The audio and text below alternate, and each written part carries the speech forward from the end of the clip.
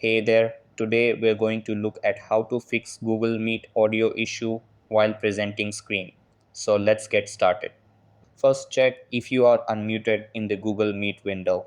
Over here, look at the microphone icon and make sure it doesn't have a strike through line. If it does, just click it to unmute.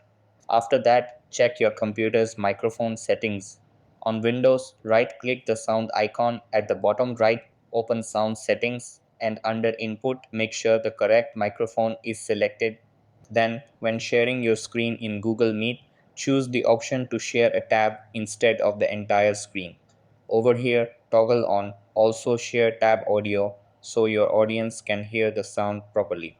After that, make sure your browser is updated to the latest version as this can fix common bugs. Then try restarting your device to clear any temporary issues. Over here, if you are using a Bluetooth headset, confirm it's connected properly. Reconnect it if needed or check if another device is interfering. Finally, if the issue is still there, try switching to a different browser like Firefox or Edge instead of Chrome. And that wraps it up. Appreciate you watching.